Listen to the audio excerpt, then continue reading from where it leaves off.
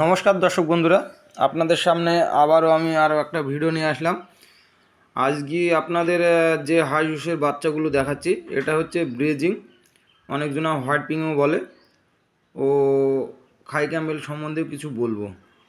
তবে হাঁসের ফার্ম করার আগে একটা বিষয় জানতে হবে যে হাঁসগুলো কিভাবে ছোট থেকে বা 0 দিন থেকে আপনি ব্রোডিং করবেন। হাঁসের ফার্মে বা মুরগির ফার্মে আপনার বোর্ডিংটা হচ্ছে মেন বিষয়। এই দুটো বিষয়ের জন্য কিন্তু ফার্মাররা লস খায়। তো লস আপনারা 0 দিনের বাচ্চা কিভাবে বোর্ডিং করবেন সেটা আপনাকে বলছি।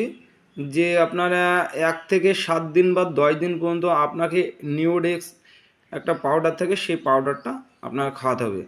সেটা যদি আপনি ঠিকঠাকভাবে যদি খাওয়ান তো হাঁসের বাচ্চা মারা খুব কম যায়। এবং নিওডেক্স বাদেও আরও কিছু মেডিসিন থাকে, সেগুলো ভিডিওর মধ্যে সব কিছু বলা যাচ্ছে না। আপনারা যে ডিসপ্লে দেওয়ার নাম্বার আছে সেই নাম্বারটায় যোগাযোগ করবেন, আমি যতটা পারি আপনাদের হেল্প করব। তাই আমার ঠিকানা হচ্ছে নদিয়া করিমপুর।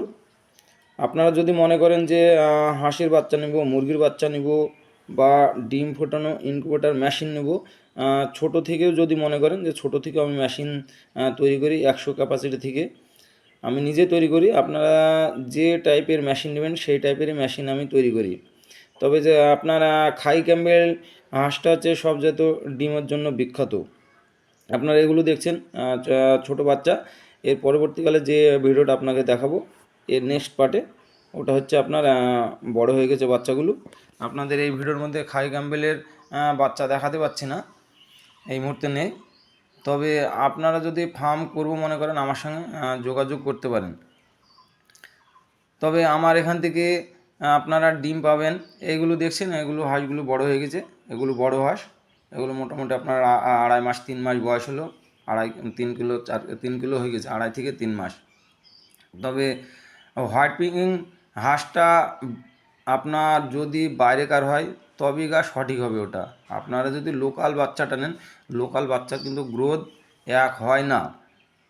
সেই ক্ষেত্রে আপনারা বাচ্চাটা যেখান থেকে নেবেন, বাচ্চাটা অরিজিনাল কি না সেটা কিন্তু আপনাকে লক্ষ্য রাখতে হবে। এগুলো দেখছেন 0 দিনের বাচ্চা। আপনারা বাচ্চা কেনার আগে মানে অরিজিনালটা দেখবেন, মেন হচ্ছে অরিজিনাল। অরিজিনাল না হলে কিন্তু ডুপ্লিকেট যদি মাল হয়, তার যদি ক্রস হয় তাহলে কিন্তু হবে না। এই যে এইভাবে যে বোর্ডিং পদ্ধতি আপনারা দেখতে পাচ্ছেন, এইভাবে কিন্তু আপনাকে বোর্ডিং করতে হবে। গরমের সময় অতটা অসুবিধা হয় না, কিন্তু শীতের টাইমে মেন হচ্ছে বোর্ডিং। বোর্ডিং যদি আপনার ঠিক মতো করা থাকে তাহলে কিন্তু বাচ্চা খুবই কম কাটে। বোর্ডিং করাই এমন কোনো বিষয় নয়, ওটা মেন হচ্ছে জানার দরকার আছে, জানার বিষয় আছে। যদি জানেন তাহলে কোনো ব্যাপার নেই। এই যে মালগুলো আজকে আমার ডেলিভারি হচ্ছে, এই মালগুলো আজকে চলে যাচ্ছে আপনার শিলিগুড়ি। তবে এই যে আমরা এরকমভাবে প্যাকেট করে দিই, বা ছোটো বাচ্চা হলে প্যাকেটটা অন্য প্যাকেট করি। এটা বড় হয়ে গেছে তো সে বলেছে যে দাদা আমি বোর্ডিং করে নেবো মালটা, সেই কারণে বোর্ডিং করে দিয়েছি। আপনারা ভিডিওর মধ্যে সমস্ত কিছু সব কিছু বলতে পারছি না, তাই যে ডিসপ্লে দেওয়ার নাম্বার আছে এই নাম্বারে অবশ্যই যোগাযোগ করবেন। আমার কাছ থেকে বাচ্চা নিলে যে আপনাকে ফোন করবেন তা না। যদি অন্য জায়গায় বাচ্চা নিয়ে যদি কোনো সমস্যায় পড়েন আপনি ফোন করবেন, আমি যতটা পারি আপনাদের হেল্প করব। তবে ইনকিউবেটর মেশিন নিয়ে যদি কেউ ব্যবসা শুরু করব মনে করেন, সে শুরু করতে পারেন। বা ফার্মিং যে মালগুলো তৈরি করবেন, সে মালগুলো কিভাবে কোথায় বিক্রি করবেন না করবেন, সেগুলো সমস্ত কিছু আমি আপনাদের হেল্প করে দেব। তাই এই যে ডিসপ্লে দেওয়ার নাম্বার আছে এই নাম্বারটা অবশ্যই যোগাযোগ করুন এবং আমার সাথে পরামর্শ নিন। ফার্ম করার আগে সঠিক পরামর্শটা নেবেন। সঠিক পরামর্শ যদি না থাকে তাহলে অবশ্যই প্রবলেমে পড়বেন। তাই ফার্ম করার আগে অবশ্যই কিছু কিছু বিষয় আছে, সেগুলো আপনাদের লক্ষ্য রাখতে হবে, নাহলে কিন্তু ফার্মার লস খেয়ে যাবে। লস খায় এই কারণে, তাছাড়া অন্য কোনো বিষয় নয়।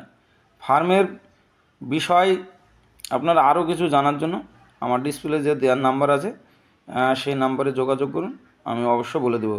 ভিডিওটা যদি ভালো লাগে অবশ্যই লাইক কমেন্ট শেয়ার অবশ্যই করবেন। এই লোক দেখা গেল কেন, লোকটা কাটিস নি।